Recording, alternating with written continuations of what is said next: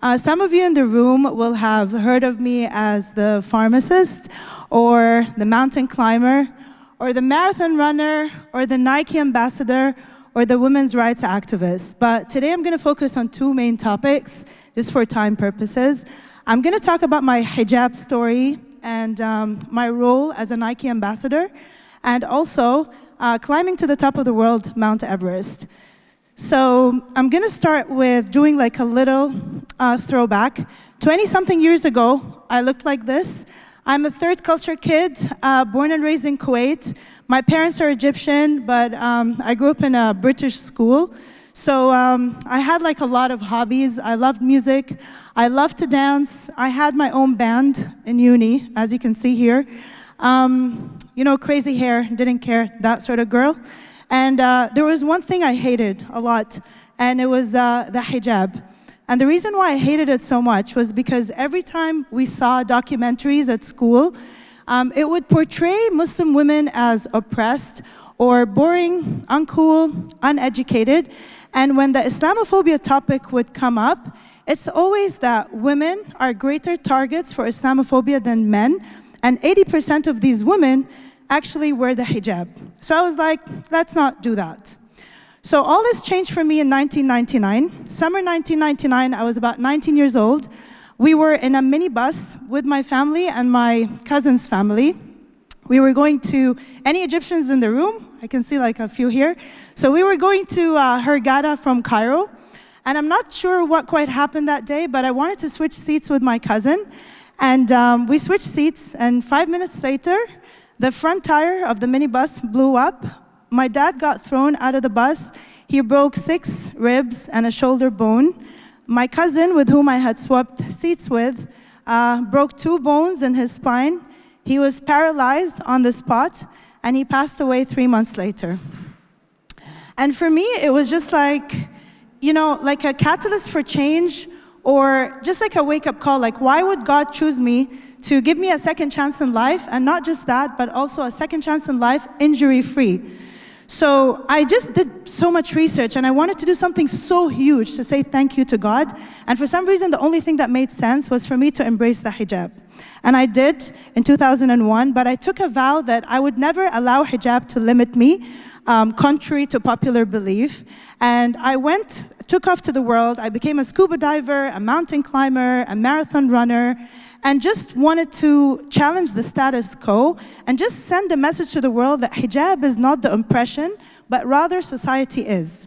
But then, thank you. But then I reached a breaking point in 2014. Something heartbreaking was happening to my community. So in case you have not known, but up until 2012, the FIFA used to ban hijabi athletes from participating in international championships. And up until 2017, the FIBA, the International Federation of Basketball, used to ban hijabi athletes from participating in championships. Up until 2024, France banned its hijabi athletes from participating in the Olympics of 2024 just because they wear hijab.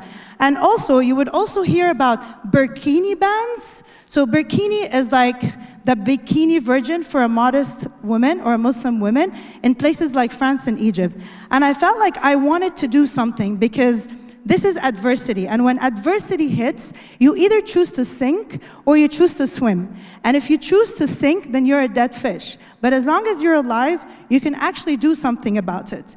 And a nice quote comes to mind, and it says, when the world doesn't give you leaders, you go off and become one.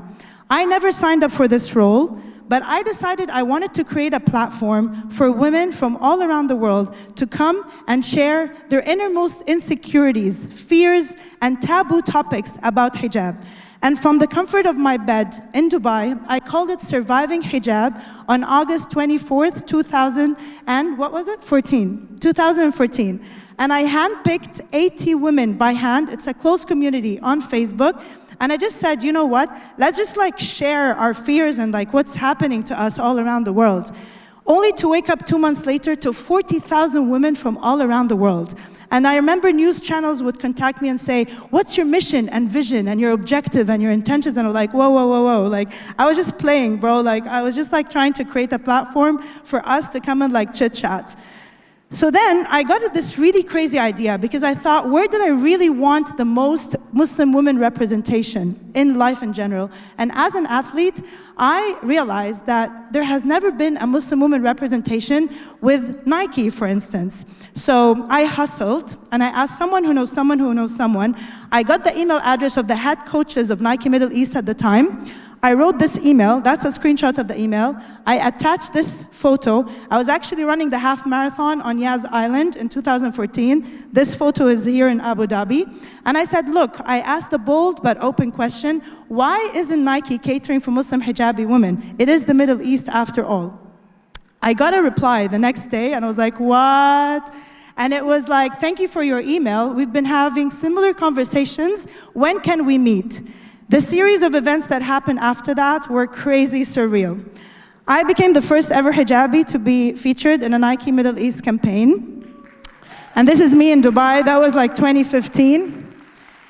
Nike got inspired and by the movement, and they created the first ever hijab that's a performance headgear for Muslim women to participate in sports. But the thing that really mattered to me the most was when the FIBA, the International Federation of Basketball, lifted the ban on hijabi athletes in 2017, and they used my photo to make the announcement. Now, thank you. Now, meanwhile, I remember feeling like my community was slowly moving from being an online movement to being an offline movement. I was in New York in 2018 running the New York City Marathon, and I remember feeling like, what does this even mean? Like, I'm crossing the finish line of New York City Marathon. None of my family members could come with me. I felt really alone and I felt lonely, only to have these women show up out of nowhere. I didn't even know who they were, holding banners that said surviving hijab in New York City. I was like, oh my God, my community is now offline.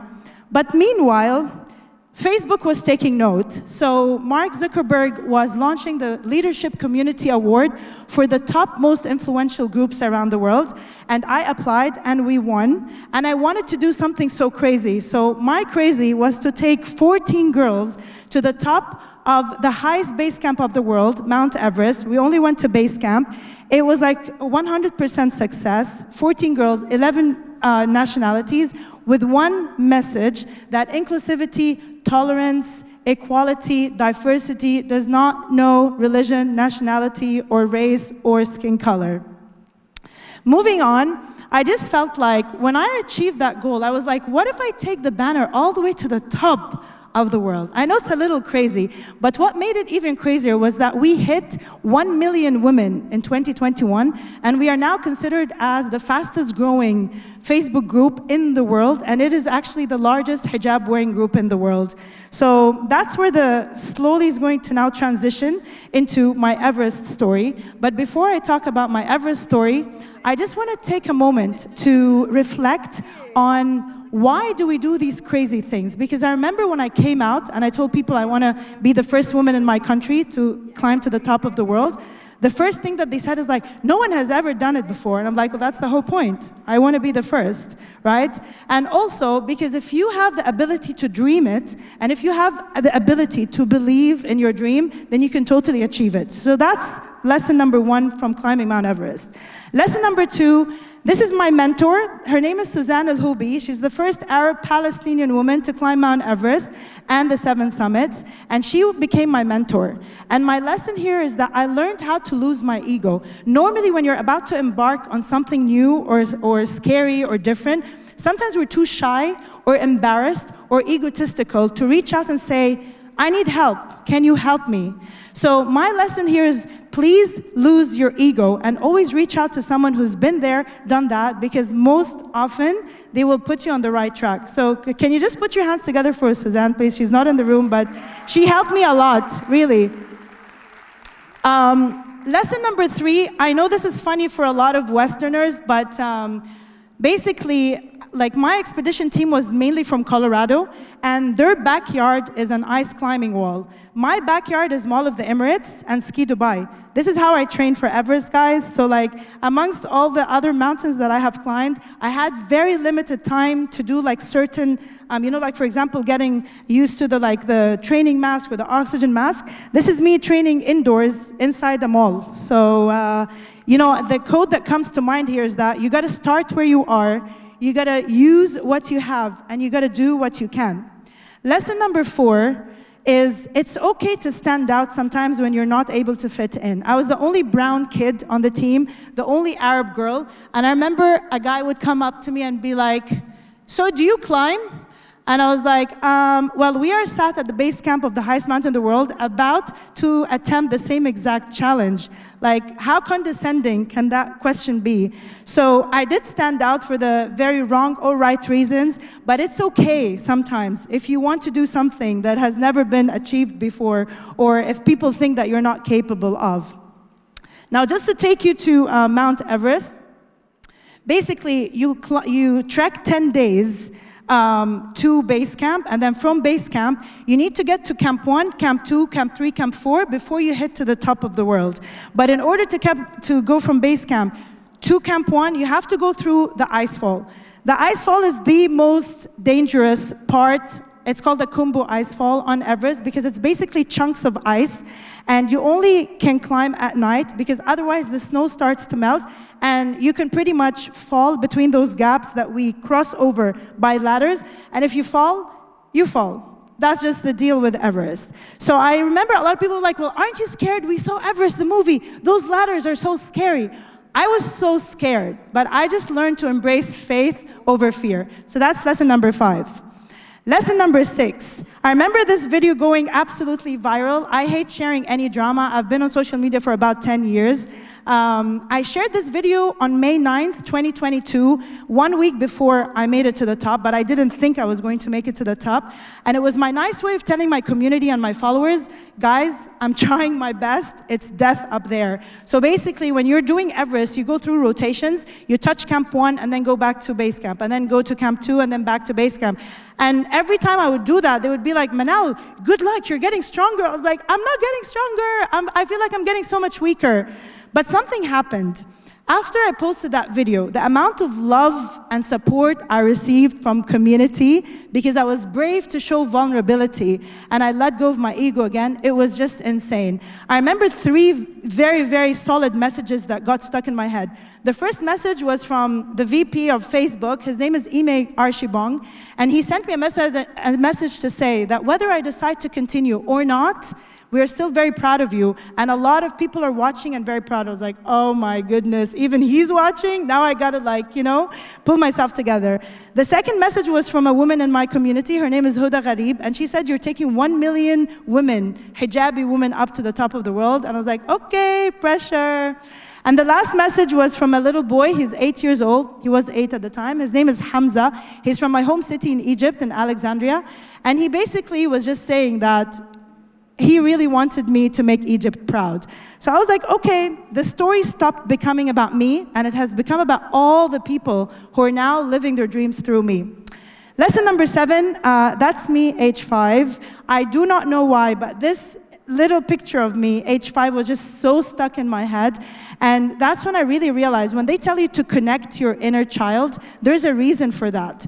I'm going to invite you every morning, when you look at yourself in the mirror, please ask yourself, if your little inner child sees what you're doing right now, today, are they proud? Because whether you know it or not, consciously or subconsciously, a part of you really wants to make that child proud. Have a think about it.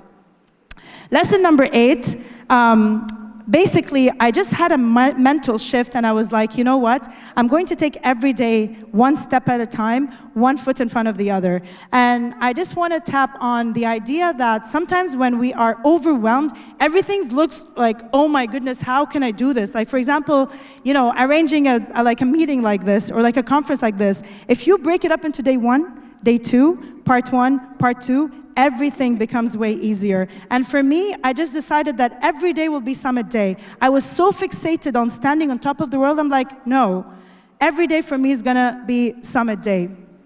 Lesson number 9, we were talking about this yesterday, anxiety. I think it's a very popular topic right now. A lot of people are secretly maybe struggling with it, and they have not come out yet. But basically, I have been struggling with anxiety due to the pandemic for a very long time. I never took medications. I've been managing it through, just like breathing and meditating. And because I'm a pharmacist, like I understand, like the symptoms and stuff.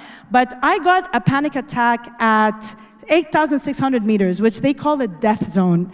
And I realized, I was like, okay, I identified that what I was going through was a panic attack. My breathing was changing. It was false perception of everything. I kept telling my God, I'm gonna die, I don't have oxygen. He's like, you have a full tank. I had a full tank, but yet inside my head, my anxiety was lying to me. And I think what really made me continue, I was like thinking, I did not come this far to only come this far.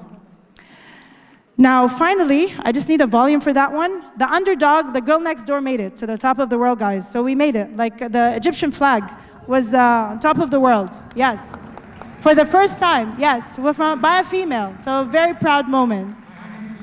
And I also managed to raise our community a flag. So surviving hijab made it to the top of the world. And yeah, it was like history made. So just to wrap it up, here are my top 5 takeaway lessons. Number 1, passion and purpose over absolutely anything. Lose the ego. I know it's hard, but work on it. It's going to happen eventually. Courage and heart. Gratitude and humbleness. Patience and perseverance. Thank you, guys. Thank you so much. Thank you.